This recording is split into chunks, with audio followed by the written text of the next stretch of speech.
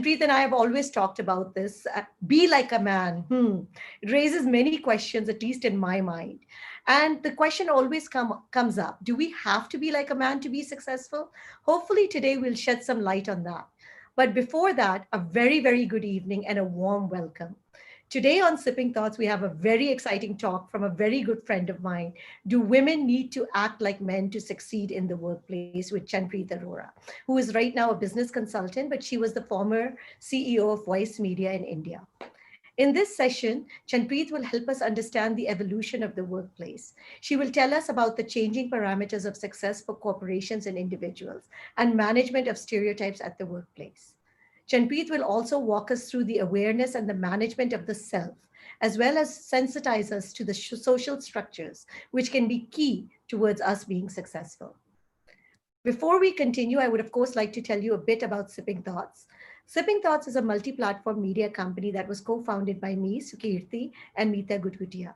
It was set up keeping in mind the tagline, Real Women, Real Thoughts. We wanted to create a no-judgment platform and create a network of women for women.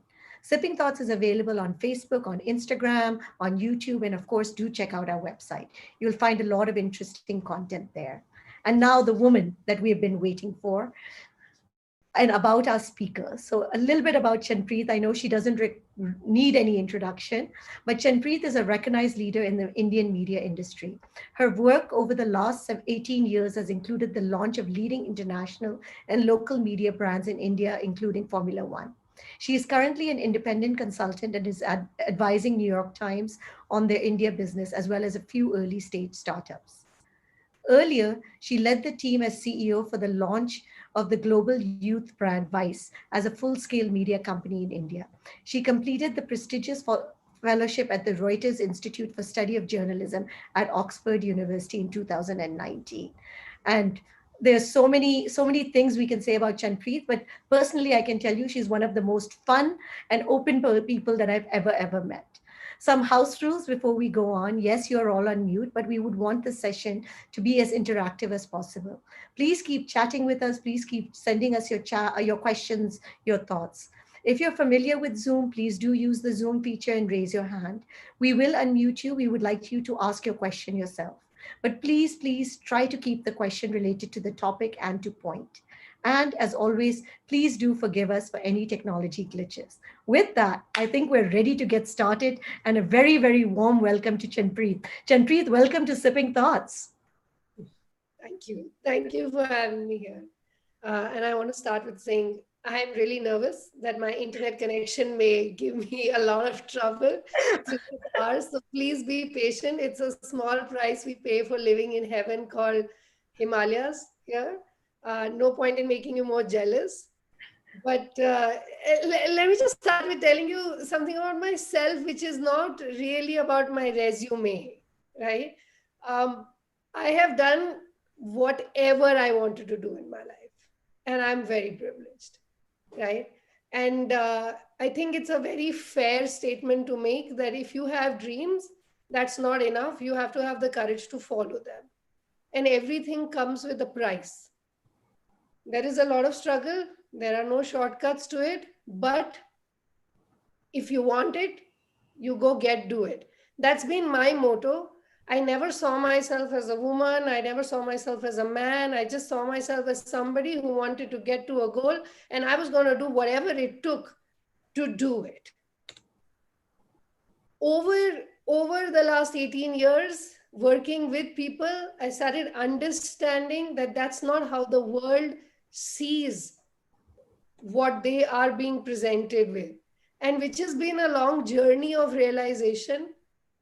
And I just want to share some experiences today to be able to help probably put things in perspective, which can help us stop reacting to situations and start creating situations which work for us so that we respond to them rather than just react to it and feel either victimized or ousted from the very plan that you set out to begin.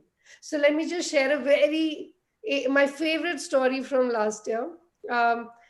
Friday evening, what is the best thing you do on a Friday evening? You probably you sip a glass of wine with a friend.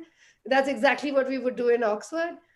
And all the fellows would get some more friends along, and it would be the best way to meet people. And I met this lovely lady, name obviously changed, Dr. Martha from Oslo. And she said, I'm Dr. Martha. And I assumed it's another PhD student or postdoctoral student. And I was like, okay, so what's your thesis? And she says, what thesis? I'm a surgeon. And I was totally starry-eyed. Here I was meeting a 31-year-old surgeon from Oslo. And I was like, wow, I want to know everything about you. How's your life? What is a surgeon's life like? And quickly the conversation moved on, and I realized that this was a woman who was craving to have children and was really disappointed that she was not in a relationship. It took me a minute to recalibrate the conversation, and I asked her, I said, so what kind of a relationship are you looking for? And she said, I want children, so I'm looking for a stable relationship, and my last one didn't work out. And I tried to nudge her, trying to be politically correct. I tried to nudge her and saying, I've noticed that all the big bankers who are very successful, the male bankers or the female bankers, tend to choose people who are from not so very heavy duty professions. So she turned around and she said, that's exactly right. I was really hoping I'd get to marry a nursery school teacher. And I'm like, what? And she said, yes, I am a surgeon. There are demanding hours of a surgeon. There cannot be two surgeons in a relationship. There has to be somebody who picks up the kids from school, takes care of them. It doesn't mean that the relationship is not equal. It just means that there is a collaboration and there's a relationship and there's a strong understanding, but of a different kind compared to what the society is used to. And I must admit, for the first time, that I really wanted to go to Finland and understand how is it that in the last 30 years they had built this strong education system where gender equality had taken precedence and how it was changing its society. Well, that actually takes us to the starting of our conversation, which is to say that there are no gender biases really, except in your own head. If women are ambitious, so is everybody, right? It's up to us as to how we deal with it. So while the world puts ambitious people, women especially, in a silo and say, okay, you're an ambitious woman, but life is larger than that. Dr. Martha's conversation tells us that she is ambitious about life, not just about her profession, and she has personal clarity on what she really wants, right? So today what we're going to talk about is really, how we've got here, what has been the evolution of the workplace, what are the stereotypes that we deal with, and how we can change this to work for you as a woman, or as anybody, as an ambitious person who has personal as well as professional ambitions, how you can create an ecosystem for it to work for you better. So I don't know who doesn't know this man, but I definitely do. The evolution of the workplace really looks a little bit like him, right? It started with the Industrial Revolution. The white male was the center of this Industrial Revolution and the corporate structure that we still subscribe to, right? Which is what? Which is a person comes to office and gives his entire time, attention, fully devoted to work, because somebody at home, a white woman or a woman with kids, nannies, is taking care of everything, right? And this is not just what the family does for you, but this is also what the society expects of the man. Success has historically been defined as quantifiable profits, margins, and market share. And an organizational structure is designed to consume 100% of your time. I've often, I'm sure my friends in London would agree, I've often heard some of them say, I need a nanny. And I'm talking about very successful women who don't have kids saying, I just need a nanny to take care of everything at home because I need to work, right? Where is the gender role in that? It is not a gender role. It is what the corporations have defined. But luckily for us, things are changing, right? I just want to ask you guys, ladies, sorry, I just want to ask you, how many of you So how many of you are familiar with these leaders and why they've been in the news recently? Please do keep chatting with us if you recognize them. Who are they? So I just wanted to share that. Yes, Madhvi. Right. Does anyone anybody want to share that besides being the leaders of their countries, what has really made all of them stand out more recently and otherwise as well?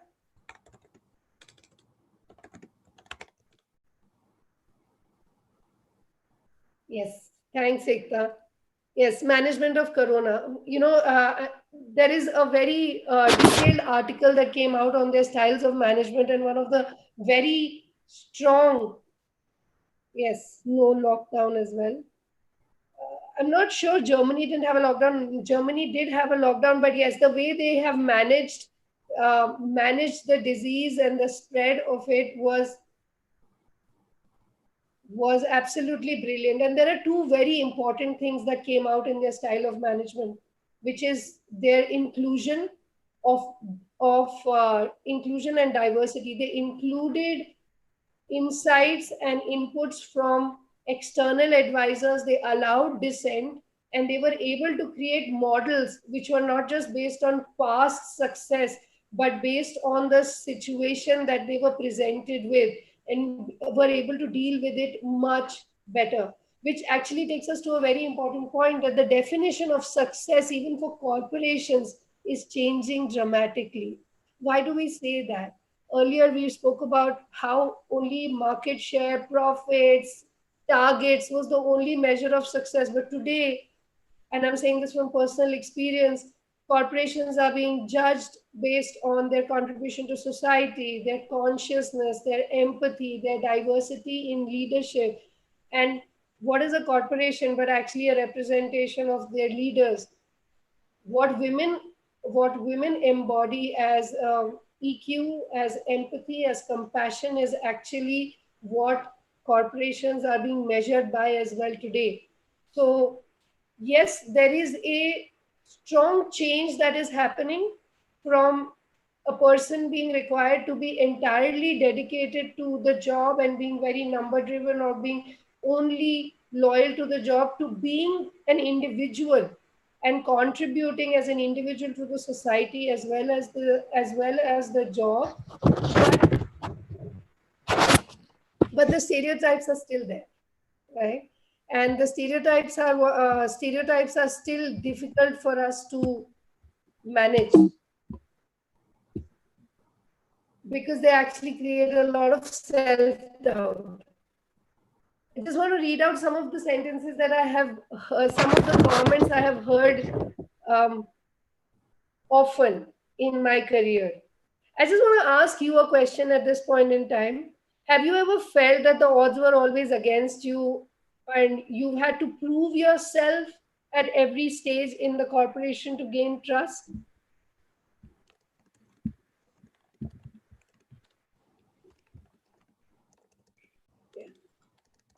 Yeah, I didn't realize that, honestly, that it was, yes. Thank you, Anu. So I didn't realize that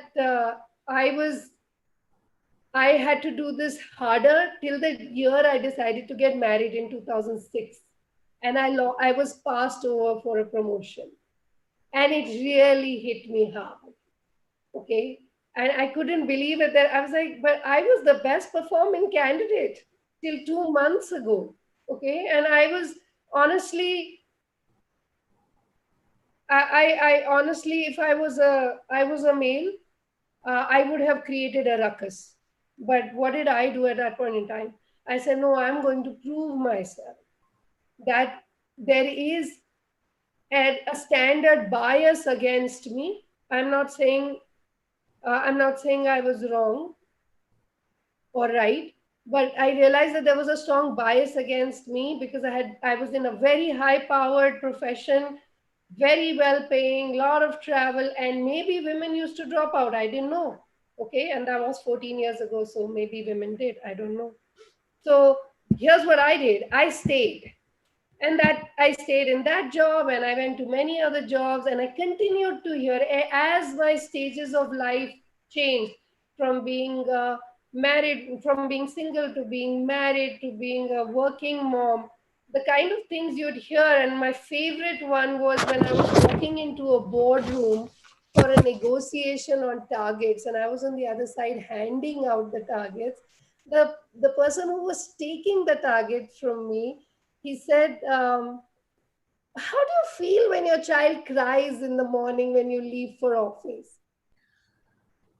And I just looked at him and I was like, is this what he would ask a man if we were going in for a boardroom negotiation? So I turned around and said, have you asked your wife this? And he's like, yes, I have asked my wife. And I said, what does she do? So he said, she's a school teacher. I said, very well. But what does she tell you? So he said, she said she doesn't care. I'm like, you're married to a very smart woman and your target just went up by 20%. That's it. I don't want any conversation anymore. So I also realized, and this is a really important realization, it's not personal. There is social and cultural conditioning. People are just culturally conditioned to believe that men are in certain spaces. I'm not saying it's true in London or Toronto or Bombay or Delhi or Bangalore, but I'm saying that in certain places and in certain cultures, there's just this expectation that a woman is the primary caregiver at home. And so she must be feeling guilty. I just want to make a declaration here, and it's for the record. I have zero guilt for my ambition. And that's my personal point of clarity. Okay. I love what I do. And when I don't love it, I move on. And there is no need for you to be guilty for who you are. There is no need for there to be any benchmark for you, because there is no benchmark of any human being. You are individual, you're unique, you have gone through your own set of experiences. What you want to be is right. You just need to now build from that point of clarity and build an ecosystem that works for you. So that takes us to a very interesting question, and this is my question to you. There's a statistic, and lots of statistics in Oxford, right, flying around, but this is my favorite statistic, that till the late 20s, till women decide to get to have children or get married, whichever one happens later, is actually more about having children.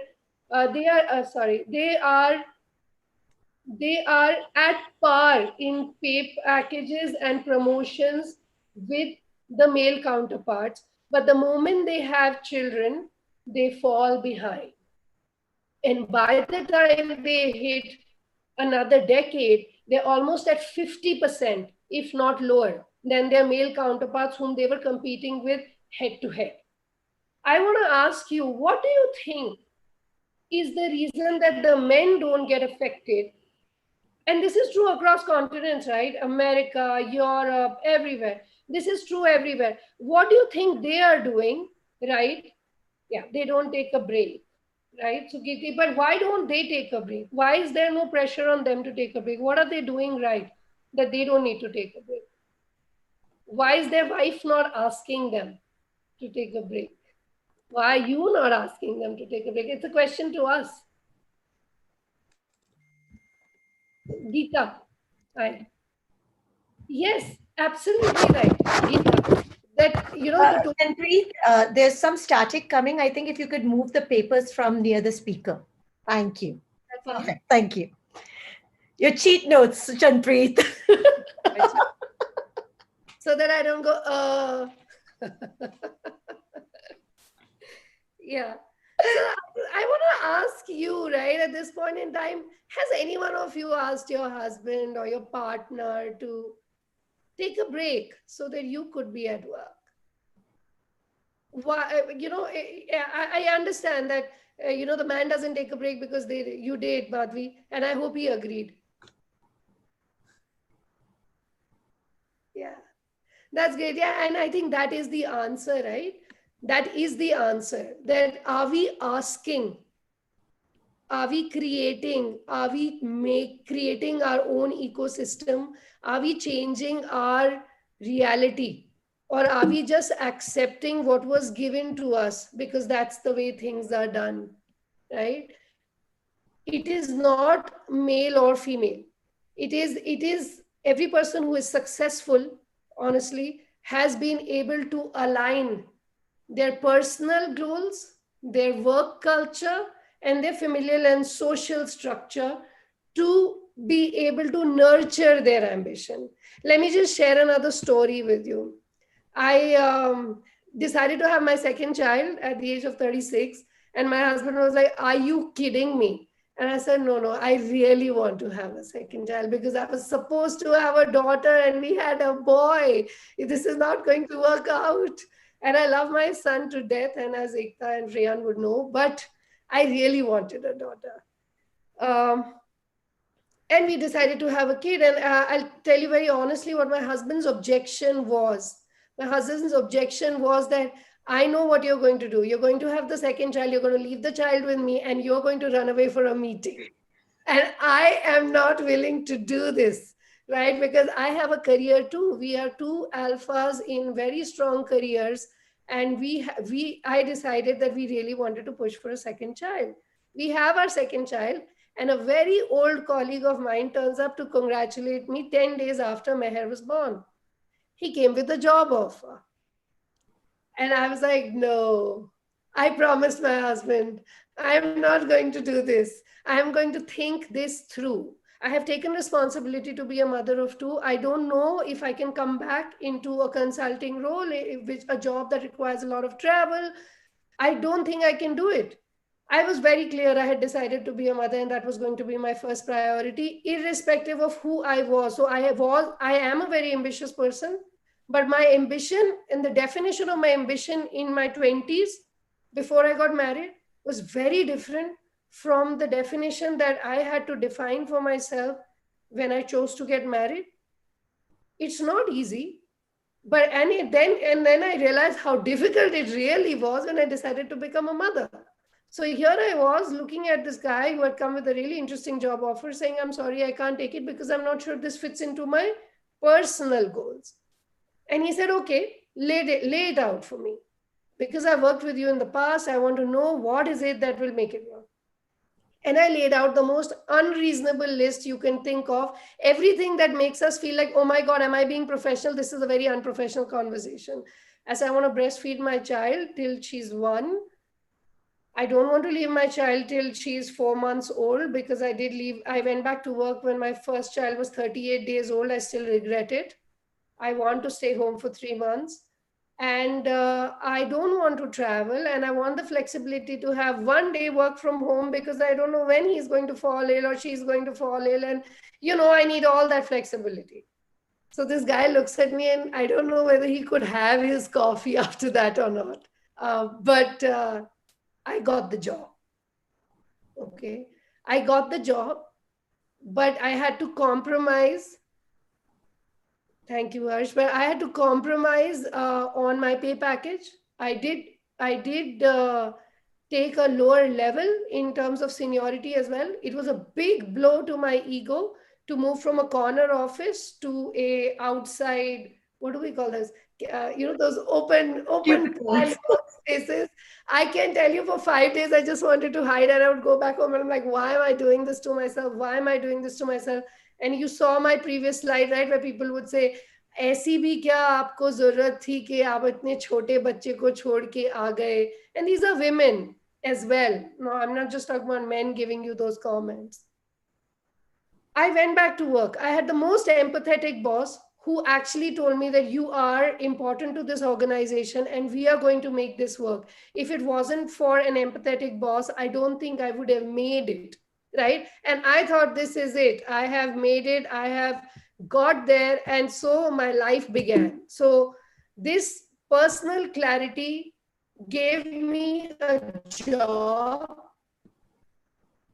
that that gave me an opportunity to grow and be a mother at the same time. But a good empathetic boss is not everything, right? You need to have collaboration from your colleagues. You need to have collaboration from your family, your husband. Are you doing co-parenting? Let me give you a very simple example. And this is a really important one. When I went back to work, the only request I had made was that if I can't go back to feed my child during the day, which we can't most of the time at work, even if we try, like I could make it twice a week, I'd like a room for breastfeeding. It took me 3 months, two threats to resign, one public showdown with the admin department, and finally a very stern mail to my very empathetic boss who lived in Bombay while I was in Noida to say, I'm sorry, but I resign because I don't think this organization understands or respects what a working mom needs. It is when I wrote such a strong email did I realize that the HR was finally informed, because the admin didn't even bother informing HR that there was a woman here asking for a breastfeeding room. The head of admin actually had the audacity to tell me that, why would you want to do this? And I said, yeah, you're not the father of my child, right? And of course, the CHRO apologized, the CEO apologized, which didn't feel like a victory, honestly. It felt really terrible, right? I mean, having been here for so long. Any case, one day I went to the desk and I said, can I have the keys to the feeding room? And they said, sorry, ma'am, there's waiting. It was the best afternoon of my work day, because I realized there were women coming out of woodwork, literally. Somebody had been feeding, somebody had been expressing in the loo, disgusting. Somebody had been expressing in the gym, hiding in a corner. But nobody had the courage to stand up because they didn't think anybody would listen. And this was one experience that made me realize that if you think you're doing this for yourself, don't think that. Especially if you're a senior person, please do it for others. When you realize that what you do today is going to impact a whole generation, is going to impact a whole organization, even if that meant 5 women got the dignity of being a working mom, it made me happy, right? And that led to a big change. We pushed HR to build better communication for working moms. We 6-month maternity leave got announced, and a whole lot of changes came. And I'm not taking credit for it, because the Indian law had come in by then and it had to get executed. But I just felt like, I'm glad I had the courage to do it, right? And it's not easy. If you feel that at 22 I don't have the negotiation power because I'm an early jobber, trust me, it doesn't get easy at 36, okay? Or it doesn't get easy at 40. But you have to have the conviction, the personal clarity of who you are, and then collaborate. And because we had been very clear right from the beginning that I am a working mother, my manager had no choice but to help, I think. But he was actually a really good guy too, right? And the third and the most important thing that really makes the difference as to whether you sustain your success or not is how you build your social system. And this is where co-parenting is absolutely the key. You have to understand that when a man goes to work, he's celebrated for his professional and financial success. Nobody asks him कि आज तुमने हलवा बनाया कि नहीं, you know, and nobody asks him that did you breastfeed your child for 1 year or 2 years. Okay, it doesn't matter. It's my personal decision. Whether I have children, I don't have children. Whether I marry, I don't marry. If I choose to do something, it's my choice, established. But when I'm choosing to do this, I need to be sure that I'm honest with the people I'm choosing to do this with. Because you can't think that, oh my God, I shouldn't be talking about the fact that, hey, you know what, I expect you to put in as many nights as I'm putting in so that I can work. I got offered the job to become vice CEO, and my first reaction was, I don't know if I can do it, because this will mean I have to forget about my work-life balance. I have to start going um, for client meetings. I have to start traveling 4 days a week. And I came home and I was looking like a batsman who'd been knocked out at zero, okay? Because I really wanted the job and it had come my way. And I really wanted to do it, but I didn't have the courage to say it, till my husband really encouraged me to say, you really want this job, and you have done so much to make this family structure work. It's my time to contribute. I am willing to give you 1 year till you're able to set up this organization and bring it to stability. I will cut back on my work hours. And I was so shocked. I was like, are you sure you can do this? And he said, I will do it in any case, whether you take up this job or not, because I also want to be a part of my child's upbringing. Yes. And it was I almost didn't believe him for a week. Okay. So I still held back my decision for a week. And yes, very sensitive husband, I must admit. And a lot of credit goes to him. And and the kind of things that the men have to go through. He went for a PTM, which I couldn't attend, and there were many that I missed. And the class teacher asked him, "Where's Mrs. Dayal?" So he had to say, first of all, it's Mrs. Arora. She has not changed her name, and I'm okay with that. And secondly, we are both moms and we are both fathers. When we play roles based on our availability, we are not making it gender specific. So you need to be sensitive enough to understand that we are both co-parenting and taking equal responsibility. There is a lot of pressure on the other side too, being called a henpecked husband rather than being a supportive and sensitive person. We need to be very sensitive as well when we take that decision.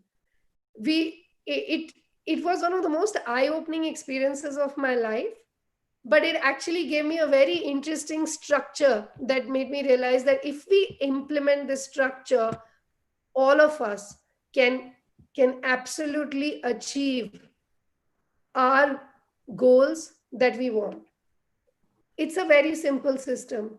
You need to be really clear on what you want. Communicate that point of clarity to everybody who matters, whether it is your manager, your work colleagues. Choose an organization which has a work culture that works for you and them, and make sure that your family and societal structures are aligned to nurture your ambition, because it's only you can be you and successful. No, you can't live somebody else's dream or vice versa.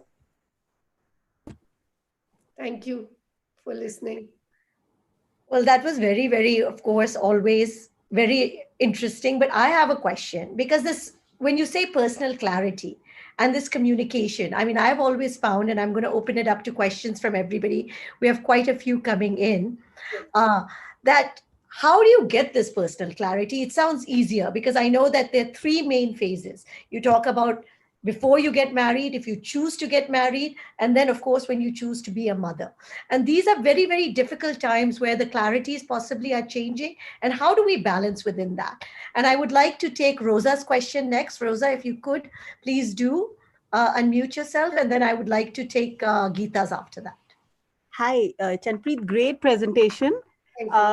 Just wondering, what are your thoughts? Do you think it's tougher for women in a non-unionized setup in an organization than it is where their rights are better protected with them being a part of a union, trade union? So, Rosa, I'll be very candid. I have never worked in a unionized structure, right? So I wouldn't be able to comment on how that is. In fact, it'd be great to know your perspective on that. But I'll share with you what happens in a non-unionized structure. You're absolutely right. It's like, you have to be very careful about your team and your manager. Everything, your experience gets defined by who your manager is, what your team culture is. If the organization culture is not is meritorious, one has a lot of women in the leadership and across levels, and thirdly has a significant amount of working women there, these are very important markers which will tell you that this is a good organization, which will understand that being professional doesn't mean not having a personal life. And the one last point I've usually felt is that where an organization is largely meritorious and has very strong structures and processes, those organizations do land up adjusting very well to working moms. Thanks. Geeta, go ahead. Yeah, hi. A very nice presentation, ma'am. And I echo a lot of your thought process. The only difference of opinion I do have is that having worked in a corporate organization for more than 30 years Right. and having seen fight women to really prove themselves, despite the fact that most of the time women tend to show their capabilities and credibilities very openly. My experience has been that women really have to work harder than men to prove themselves, even in today's times. It's true. So, my question is that when the society that we are living in has predefined roles, it skews the situation and the viewing of the situations. How do you overcome that? So I agree with you, Geeta. Thank you for that. That is a reality, what you are sharing, that it is women tend to have to work harder to prove themselves. I have also noticed one very interesting thing, that women have a need to be valid, and I'm guilty of that. A lot of my friends here in the session today will share that with you if you ask them, that women, and the statistics show this, that women seek external validation much more than men seek external validation. I am not saying that the system is not difficult to maneuver. What I am trying to share is that it will continue to be difficult, and it will be impossible to sustain if your family, your workspace, and your society that you choose to be a part of is not aligned to what you need. So I want to share from my personal experience that I gave up 2 jobs, and I don't want to mention which ones. I have gone through a lot of them. I gave up 2 jobs when I realized that I had hit a glass ceiling. And now I had a choice. I had a choice to fight them and say, I am better than this, and I am going to, you have to give me my share of space in the sun. I chose to move on. A couple of my colleagues said, you should be reporting this to HR. And some of them said that you're giving up too early. No, I wasn't giving up too early. I'm a very ambitious person. I don't have time to spend on changing people's mindsets, because for every 20, 30 people who are so narrow-minded that they can't change their perspective on how women are equals and your gender doesn't matter when you are performing a certain role, I am not here to convince them that it is different. That's their mother's job or their manager's job. If an organization doesn't work for me, I don't work for them. And like I said, and it's not like I don't have financial responsibilities. It is not like it hasn't given me a setback in my career, but my personal freedom matters a lot to me. So I agree with you, Geeta, that it's not an easy answer. There are no rights and wrongs, but you follow your heart. You do what feels right for you. So one question that even Pooja is asking, which I'm also asking, this how to get this personal clarity. Okay, Ekta raised her hand. Yes, I've asked her to unmute. I'll go to Ekta, but Pooja and I are asking you this question again. And there's a reason why I'd like Ekta to speak first, and then probably we'll get better Okay, personal. Ekta, go ahead. Ekta, Hi, everyone listening in from Toronto. My question is sort of like a comment, but I also have a question. So you said something about women needing external validation. Chanpreet, you and I both know that there are many women who don't need that validation because, they have worked hard to gain that self-confidence. Can you speak a little bit on how women and their ambition is perceived? So, like when men speak with passion, they're ambitious. When women speak passionately or confidently, they're bitches, right? So I want you to kind of speak a little bit on that. And I wanted to just say one thing that I have learned in my life.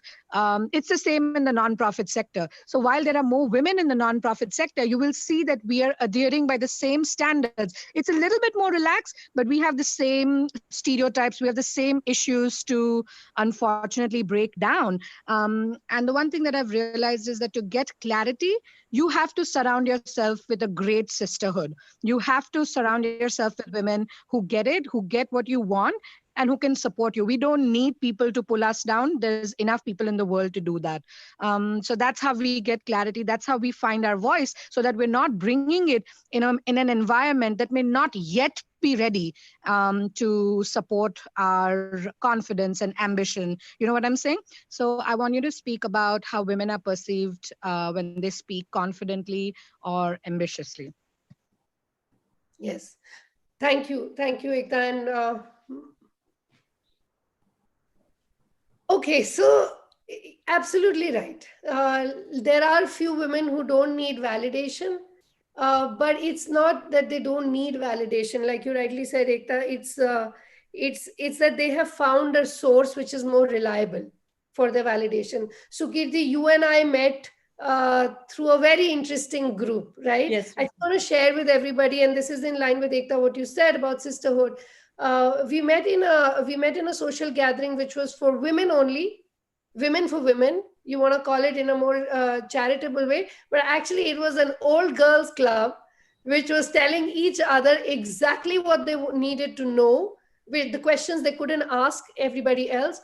Whether it was, what should I be charging for my for my fees? How should I be negotiating in a difficult situation at work? Everything that one needs to feel supported and validated, to be able to share your stories and realize you're not alone in this. So yes, sisterhood plays a very important role. For me personally, Sukirti, that has been the case. My personal clarity came from a point of complete dissonance, actually, where I realized that I was not fitting into my own family structure. Okay.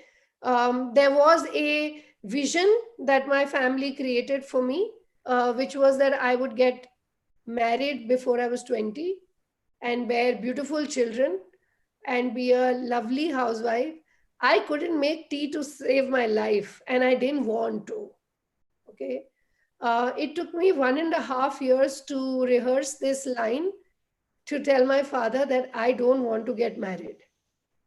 Now, because I didn't align to the vision that my parents had for me, which was, there's nothing wrong with that vision. That's okay. They had this vision for me. I was also pushed into defining what the vision was for me. And I think that was the first step to clarity. And I think that's very important as well. You need to define a vision for yourself. And it doesn't mean that it will define at the age of 18 what I will be at the age of 40. Who knows? Okay. Who knows what I will be 5 years from now or 3 years from now? But you need to have a plan for yourself. Whether that plan works, doesn't work is a separate story. Secondly, to know whether your vision is right or not, or whether it's doable or not, or whether it's something that you have the power to pursue or not. The only thing that differentiates from people who can and cannot do it are people who have a very trusted circle of friends or family who will be able to support them. Hopefully it is a mix of both, but even if you don't have family support, and in many cases you don't have family support, please don't make the mistake as you even grow in your career to surround yourself with people who are just sycophants.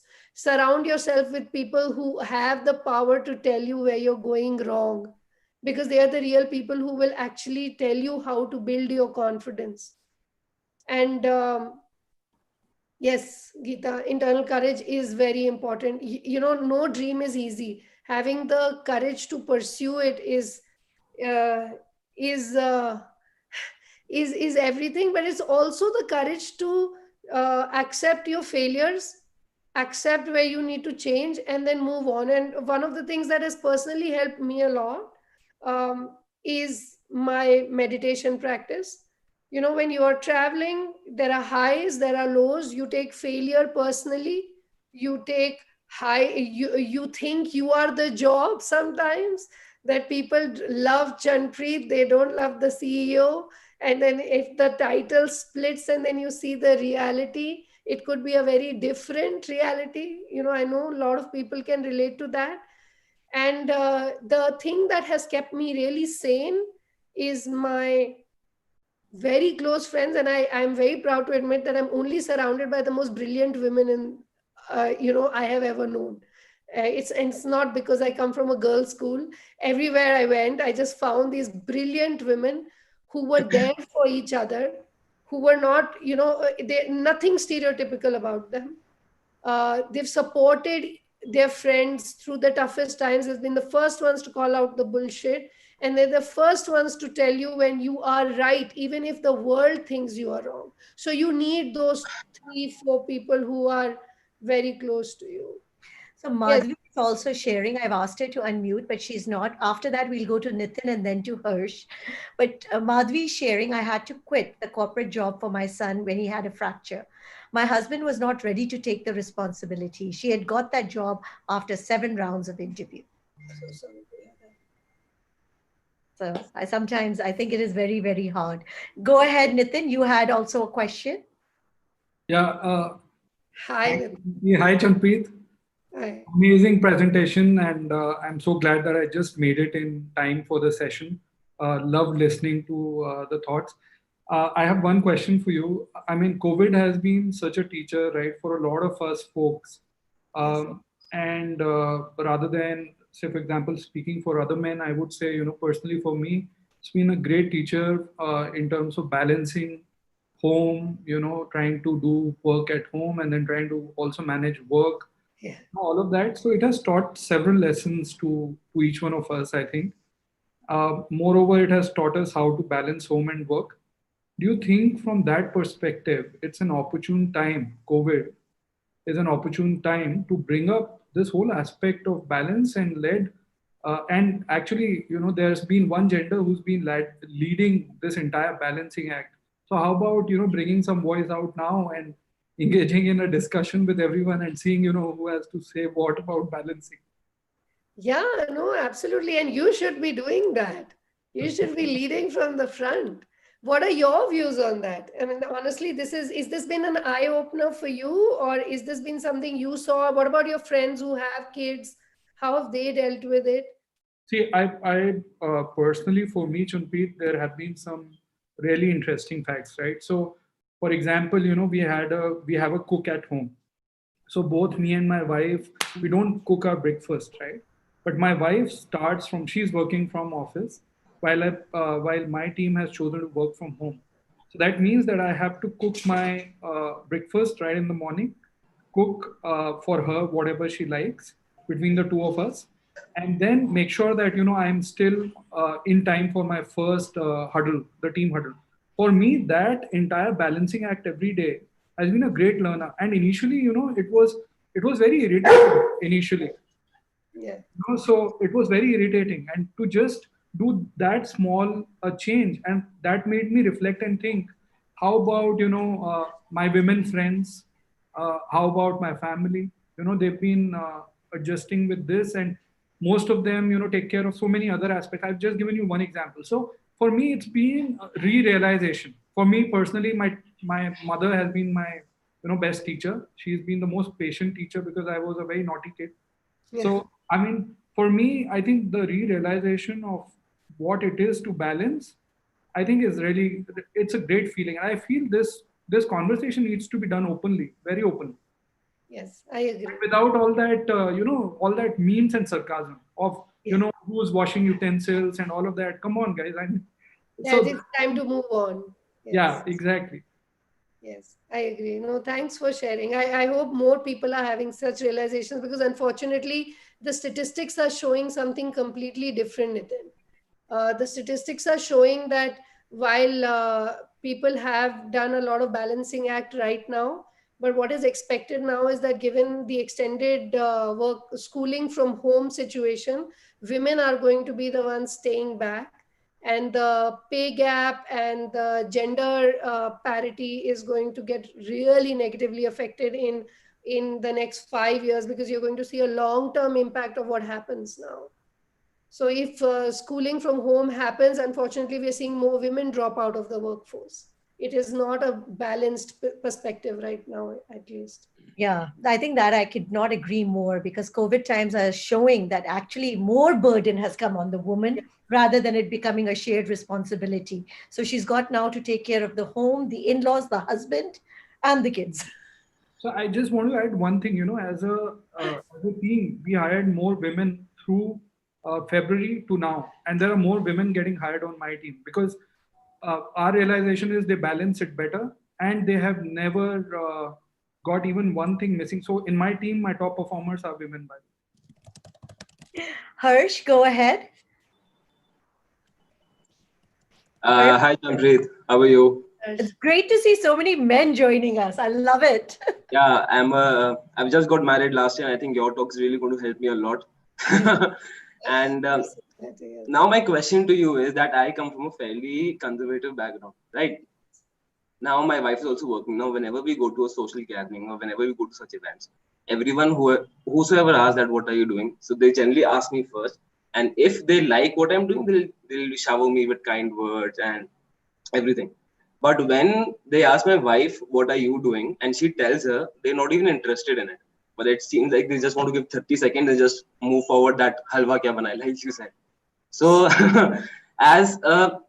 what would you advise me as a husband that I can do? I'm so glad you asked her. It's such a empathetic question, and I'm really glad you asked. The first thing you can do is you can volunteer to talk about her work and how proud you are and how much her persona contributes to you in your being, not just at home, that you're really happy that you get really great food at home or your life is sorted, but how both of you enrich each other.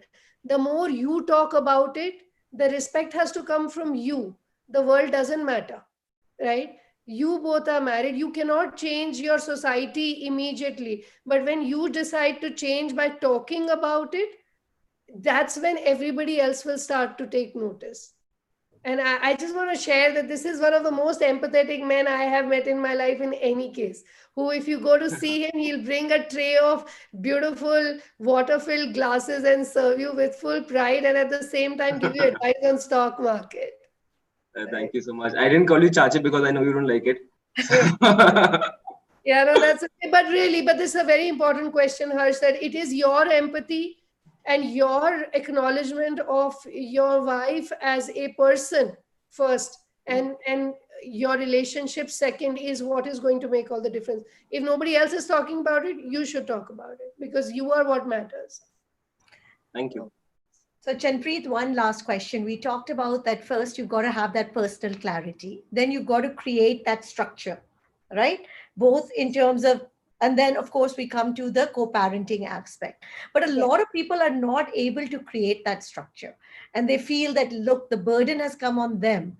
And how can they now actually get to that and say, okay, can I create at least some part of this structure to help me be more successful at work, or create that structure in the office? Because we're not talking only about home. We're talking all home, society, and of course your personal life. All these structures need to come together to be successful. So there is one thing that has helped me, and there's not an easy answer, Sukriti. It is persuasion. Okay. Every time you propose something, people will tell you, ये नहीं होगा, ये होता ही नहीं है, ऐसा होता ही नहीं है. कौन सी दुनिया में रहती हो? Yeah. How many times we've heard this, right? Like, तुम ऐसा सोचती कैसे हो? Or your naked ambition is too stressful for us to hire you. Good for me. Good for me, because you said it earlier. I have learned there is no easy solution except two things. Stick to your ground and be reasonable, but at the same time continue to educate people around you. It took me 1.5 years to tell my parents that I didn't want to get married and I wanted to study. It took me 2 years to convince my husband that, listen, we can have a second child and I can still have a career, right? He obviously knew that the career clarity was there, but being parents of 2 children was a bit too much. But it takes persuasion and it takes a lot of hard work. It is not easy. You will have to educate the people around you, and it will take time. But if you just stay at it, people will change. You cannot negotiate. My last advice to you would be, please don't negotiate from a point of weakness. You are not weak. You are unique. And you are somebody who is more insightful than the other person, which is why you're asking for something they've never asked for before. You know, somebody told me, no one's ever asked us for a feeding room. I'm like, that is not my problem. Okay, that nobody else asked you for a feeding room. I am asking. So answer my question today. Stand your ground, be reasonable, and be persuasive, right? Negotiate. Yes, Ekta, I completely agree that we have to negotiate from a point of strength. You don't need anything if it doesn't come with basic respect and collaboration. And there are very good people out there. Have the faith. It will work out. You know, it may take a little longer, but it works out. But there's one point, Sukirti, you had made when we were chatting up earlier.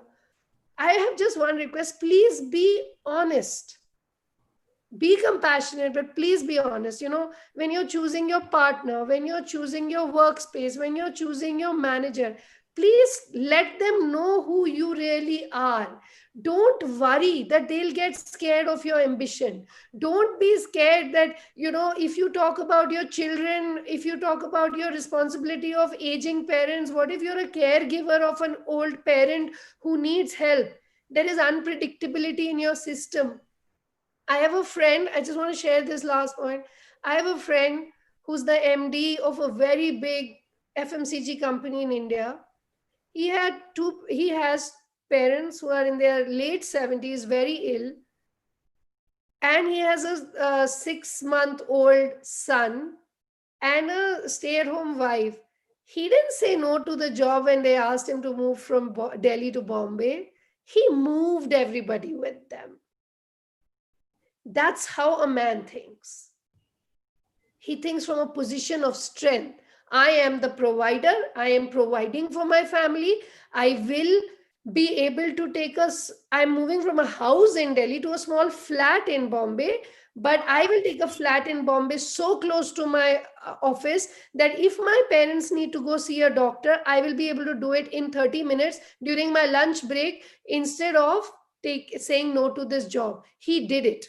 He's my hero, right?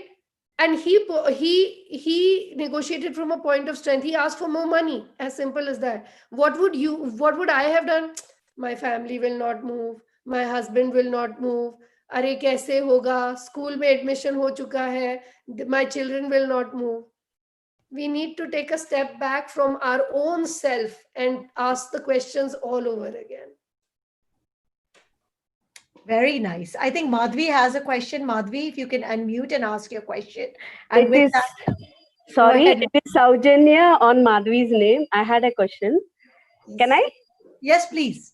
Yeah. One second. I'm putting my video also.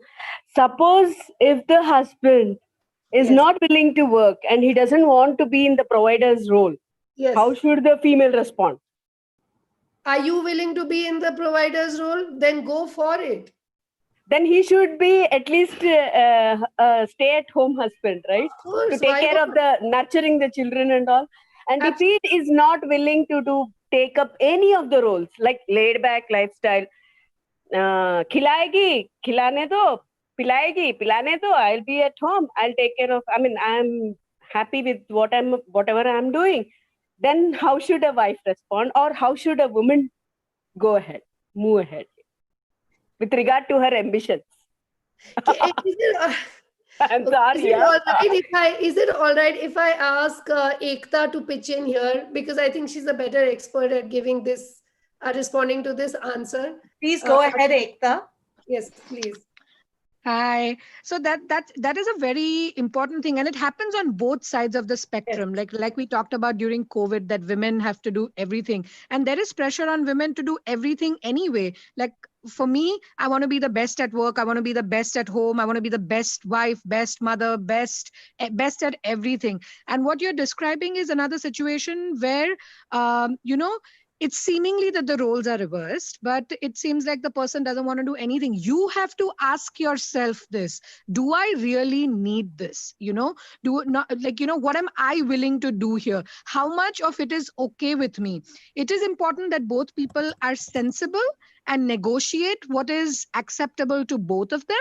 But in the end, you will have to know what your boundaries are. How much are you willing to break your back supporting everybody and their neighbor while you are, you know, trying to just be yourself and live your life, right? So we also have to learn to say no. Put your foot down, you know, and be like, I will do this. I need this from you. And if not, there is a breakdown in communication, and it is not your fault, because in a relationship, we always need two people to come halfway, right? True. Correct. Agree. Thank you, Ekta. Thank you, Chanpreet, for a very, very candid conversation. I think this is one of the most candid conversations we've had on Sipping Thoughts. Any last words, Chanpreet, before we sign off for today and wish everyone a good night? This is not a race. The journey is the reward. Just follow your heart and it will work out. Really. Wow. Thank you. Thanks you everyone for joining us. And once again, please do check out Sipping Thoughts. We do have lots of amazing presentations, lots of excellent content, and we'd love to see you back at one of our webinars or Let's Talk. So see you again. With that, I wish you all a very, very good night. Thank you, Chanpreet, again. Bye-bye.